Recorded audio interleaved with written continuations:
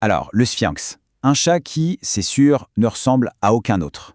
Sa peau ridée, ses oreilles immenses, en général on adore ou on déteste. Il n'y a pas de juste milieu. Mais au-delà de ce look si unique, la vraie question c'est est-ce qu'on est vraiment fait pour vivre avec lui? Eh bien, c'est là que notre checklist entre en jeu.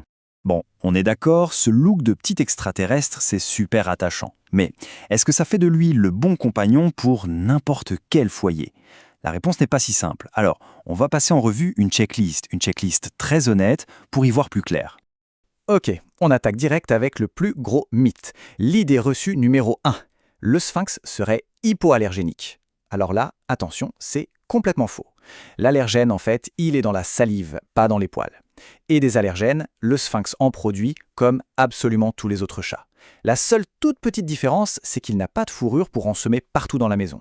Mais l'allergie, elle, reste bien présente. Bon, d'accord, pas de poils, ça c'est acquis. Mais qu'est-ce qui rend son physique si particulier au-delà de ça? Allez, on va regarder ça de plus près. Et au toucher, alors là, l'expérience, c'est vraiment unique. On n'a pas l'impression de caresser de la peau nue, non.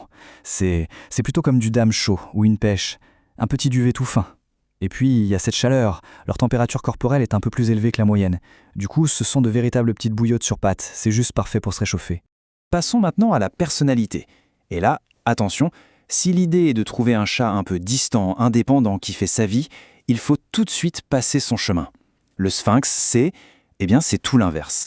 On leur donne souvent le surnom de chat velcro ou de pot de colle. Et franchement, ça leur correspond à la perfection. Ils ont ce besoin quasi constant de contact physique. Ils vont suivre leur humain d'une pièce à l'autre, essayer de se faufiler sous la couette. C'est non-stop. Et ce n'est pas tout. Ce sont des chats très intelligents et qui adorent discuter. Ils ont toute une palette de sons, de petits gazouillis, de vraies pipelettes. Et cette histoire avec Gizmo, ce n'est pas du tout une exception. C'est la norme.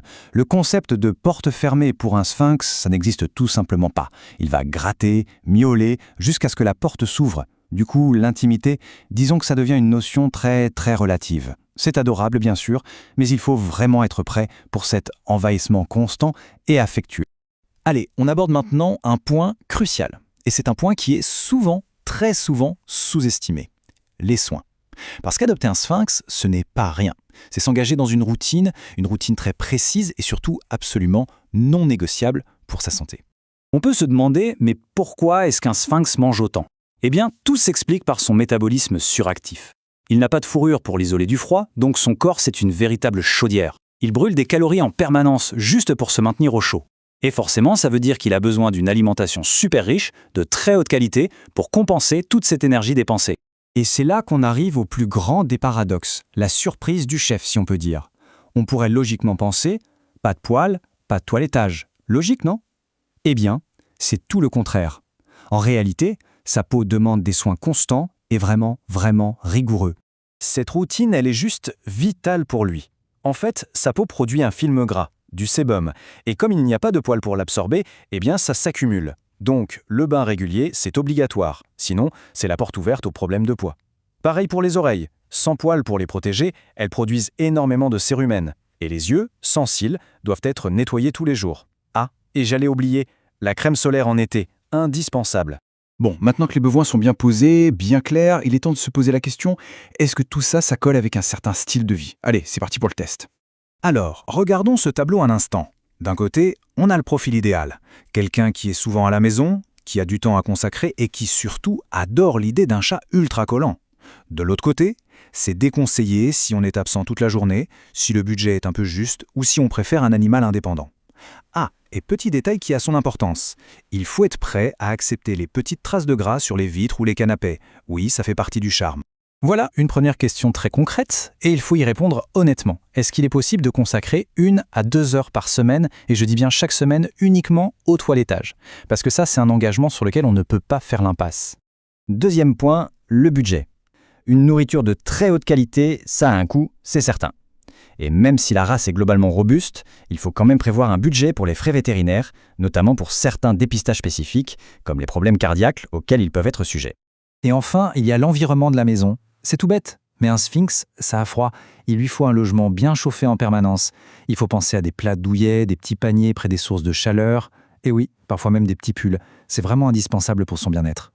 Alors, au final, quel est le verdict? Après avoir mis tout ça dans la balance, le pour, le contre, qu'est-ce qu'on doit vraiment retenir? La chose la plus importante à comprendre, c'est peut-être ça. On ne possède pas un sphinx comme un simple animal de compagnie. C'est bien plus. C'est un véritable engagement de style de vie. C'est un membre de la famille à part entière qui va littéralement redéfinir le quotidien. Il s'intègre tellement à la vie de son foyer qu'il en change complètement le rythme. Voilà, c'est exactement ça. C'est un compagnon exigeant, c'est clair. Bruyant, parfois un peu salissant, il faut le dire aussi, mais ce qu'il offre en retour, c'est une affection et une loyauté qui sont décrites comme absolument renversantes. Et pour les bonnes personnes, cet échange, il en vaut 1000 fois la peine. Au bout du compte, toute la décision se résume à cette dernière question. Il ne s'agit pas simplement d'adopter un chat, il s'agit d'être prêt à accueillir ce petit extraterrestre affectueux qui va, c'est une certitude, révolutionner le quotidien. C'est se lancer dans une aventure unique, avec une créature qui donnera autant qu'elle recevra et qui transformera une maison en un foyer vraiment chaleureux et plein de vie.